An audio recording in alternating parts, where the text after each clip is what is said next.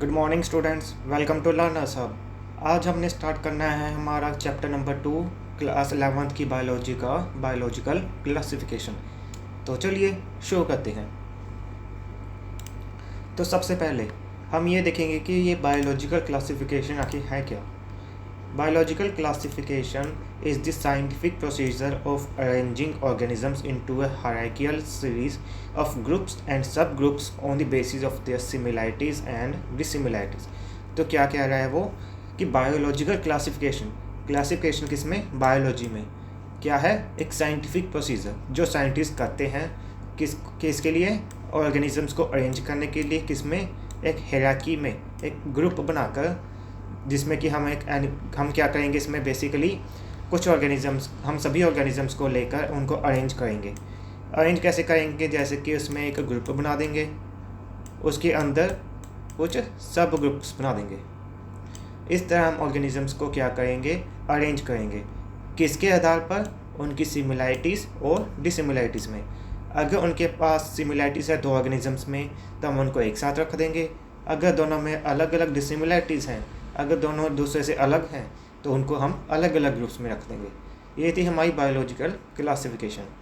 आगे देखते हैं टाइप्स ऑफ क्लासिफिकेशन, कि हमारे पास क्लासिफिकेशन कितने टाइप की है। हम बात करें क्लासिफिकेशन की तो वो 3 टाइप्स की है। कौन कौन सी, आर्टिफिशियल, नेचुरल एंड फाइलोजेनेटिक। इन तीनों के बारे में हम एक एक करके पढ़ते हैं। फर्स्ट है हमारे पास आर्टिफिशियल क्लासिफिकेशन। सिंपल से शब्दों में बताऊँ तो इसमें हम सिर्फ क्या करेंगे, ऑर्गेनिजम्स के एक या फिर दो, बस थोड़े से बहुत ही कम कैरेक्टर्स, कौन से, मॉर्फोलॉजिकल कैरेक्टर्स, मतलब कि बाहर से सिर्फ एक या दो चीज़ें देखकर ही हमने उनको ग्रुप में बना दिया, उसको हम क्या कहेंगे, आर्टिफिशियल क्लासिफिकेशन।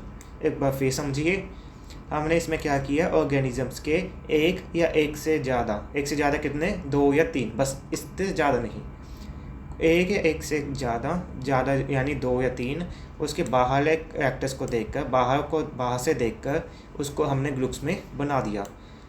इसको क्या कहेंगे, आर्टिफिशियल क्लासिफिकेशन। किसने दी थी ये, कार्लस लिनस ने, जिसने हमारे पीछे क्या दिया था, टैक्सोनॉमी। नेक्स्ट हमारे पास आ जाता है नेचुरल क्लासिफिकेशन।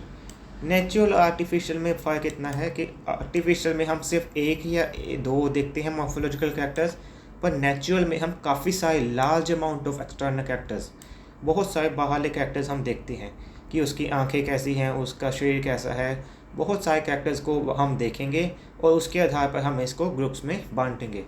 ये किसने दिया था हमें, बेंथम एंड हुकर ने।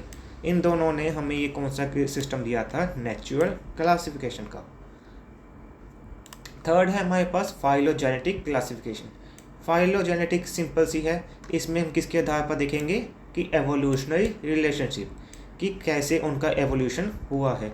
मतलब कि जैसे हम माना जाता है कि हम जो इंसान है वो किससे बने हैं, बंदरों से, तो हम क्या करेंगे कि इंसानों को उनके आसपास बंदरों से मिलते जुलते ग्रुप में रख देंगे। हम फाइलोजेनेटिक में उनके एवोल्यूशनरी रिलेशनशिप देखेंगे कि वो पहले कैसा था, अब कैसा है, उनके ऑर्गेनिज्म के पहले कैसे ऑर्गेनिज्म से मिलता था, अब के ऑर्गेनिज्म से कैसे मिलता है। इनको किसने दिया था हमें, एंगलर, पेंटल, हचिनसन एंड तख्ताजान। इन 4 लोगों ने हमें ये दिया था फाइलोजेनेटिक क्लासिफिकेशन। टैक्सोनॉमिक सिस्टम हम पढ़ रहे हैं, इसमें हमने क्या पढ़ा है अभी तक, टाइप्स ऑफ क्लासिफिकेशन। कौन कौन सी, आर्टिफिशियल जिसमें हम एक या दो कैरेक्टर्स को देखेंगे बाहर के, नेचुरल काफ़ी सारे कैरेक्टर्स को हम देखेंगे, फाइलोजेनेटिक जिसमें हम किसके आधार पर, जेनेटिक मतलब कि जीन्स के आधार पर उनकी एवोल्यूशन किस तरह से हुई है, इसके आधार पर हम देखेंगे। ये क्या हो जाएगा हमारा क्लासिफिकेशन सिस्टम। आर्टिफिशियल हमारा दिया था कार्लस लिनस ने, नेचुरल दिया था हमारा बेंथम एंड हुकर ने, फाइलोजेनेटिक हमारा दिया था angler, Paintal and Hutchinson and तख्ताजान। इसके बाद हम देखते हैं हमारा नेक्स्ट टॉपिक। अब हम बात करेंगे हमारे किंगडम सिस्टम के बारे में। हमारे पास किंगडम सिस्टम की हमने पूरे ऑर्गेनिजम्स को कितने हिस्सों में बांटा है। सबसे पहला है हमारे पास 2 किंगडम सिस्टम। इसके आधार पर हमने पूरे के पूरे जितने भी जानवर, जितने भी जिंदा जीव हैं, उन सभी को हमने 2 हिस्सों में बांट दिया। किसने दिया था ये सिस्टम, कैरोलस लिनियस ने। उसने क्या कहा कि उसने जितने भी लिविंग ऑर्गेनिजम्स हैं उसको 2 हिस्सों में बांट दिया। किसके आधार पर? कौन कौन से ग्रुप बनाए पहले देखते हैं। Kingdom Plantae and kingdom animalia. Plant में उसने सभी पौधे रख दे जैसे कि जिसके पास सेल वॉल हो, जिसका न्यूट्रिशन कैसा हो, ऑटोट्रोफिक, जो अपना खाना खुद बनाता हो, जो चल ना सकता हो और जो बाहर के स्टिमुलाई को रिस्पॉन्स ना करे। अगर ये सब है तो उसने प्लांट्स किंगडम में रख दिया। अगर उसके पास सेल वॉल नहीं है, अगर वो दूसरों से खाना लेता है, अगर वो एक जगह से दूसरी जगह जा सकता है और अगर कोई उसको बाहर से स्टिमुलस प्रोवाइड करे तो वो उसको रिस्पॉन्स देता है, इन सभी को अगर वो सपोर्ट करता है तो वो कौन सा किंगडम में आएगा? किंगडम एनिमेलिया में। ये किसने दिया था? हमारा कैरोलस लीनियस ने। मगर ये सिस्टम ज़्यादा देर तक नहीं चला। इसके बाद हमारे पास आ जाता है 3 किंगडम सिस्टम। ये किसने दिया था? हमारा हैक्कल ने। उसने क्या किया? हमारे एनिमल्स किंगडम तो हमारे पूरे बायोलॉजी के किंगडम्स को 3 हिस्सों में बांट दिया।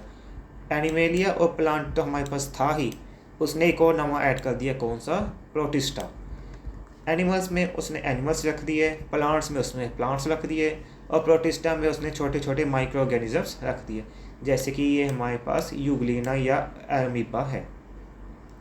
नेक्स्ट आ जाता है हमारे पास 4 किंगडम सिस्टम। 4 किंगडम सिस्टम किसने दिया था? हमारा कोपलैंड ने। कोपलैंड ने क्या कहा कि हमारे पास Monera, Protista, Metaphyta and Metazoa. Metazoa हमारा क्या है? Animal kingdom.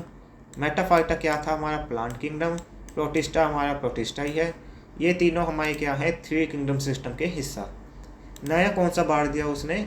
मोनरा। मोनरा में क्या उसने इंक्लूड किया? सभी के सभी बैक्टीरियाज। आपने बैक्टीरिया के बारे में सुना होगा, उनको उसने कौन से ग्रुप में रखा? मोनरा में। मगर ये सिस्टम भी ज़्यादा देर तक नहीं चल पाया। ये है हमारा आखिरी किंगडम सिस्टम, 5 किंगडम सिस्टम, जो आज तक हम इस्तेमाल में ला रहे हैं। किसने दिया था ये? R.H. विटकर ने। इसने क्या किया? हमारे किंगडम सिस्टम में हमारे सभी ऑर्गेनिजम्स को 5 हिस्सों में बांट दिया। कौन कौन से? मोनरा, protista, fungi, plants and animals. मोनरा में इसने सभी के सभी क्या रख दिए? बैक्टीरिया। प्रोटिस्टा में उसने क्या रखी है?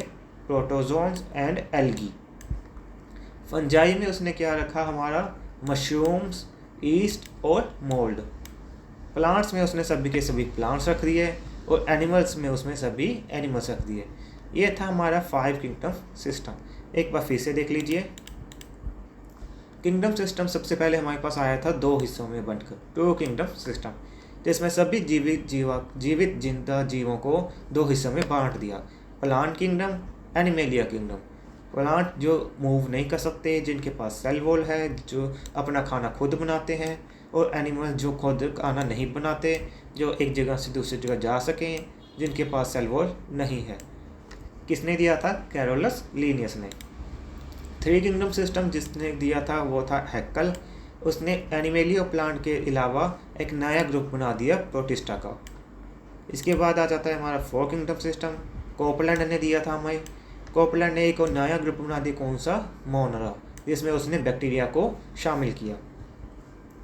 और हमारा आज का हमारा किंगडम है 5 किंगडम सिस्टम, जो किसने दिया था? R.H. विटकर ने। इसने कौन सा नया ग्रुप बनाया? फंजाई का, जिसमें उसने सभी मशरूम्स को रख दिया। यह था हमारा किंगडम सिस्टम। आज के लिए हम इतना ही रखेंगे। ये था सब हमारा बेसिक चीज़ें। यहाँ तक मैं मान लूँगा कि आप सभी का बेसिक क्लियर हो गया है। इसके बाद हम कंटिन्यू करेंगे हमारा 5 किंगडम सिस्टम। इसमें हम क्या करेंगे? एक एक किंगडम को हम डिटेल में पढ़ेंगे। सबसे पहले हम नेक्स्ट लेक्चर में पढ़ेंगे किंगडम ऑफ मोनरा। मोनरा को हम अच्छी तरह से पढ़ेंगे, सभी के सभी बैक्टीरिया को। अगर वीडियो अच्छा लगे तो लाइक एंड सब्सक्राइब को जरूर कर दें। Thank you very much.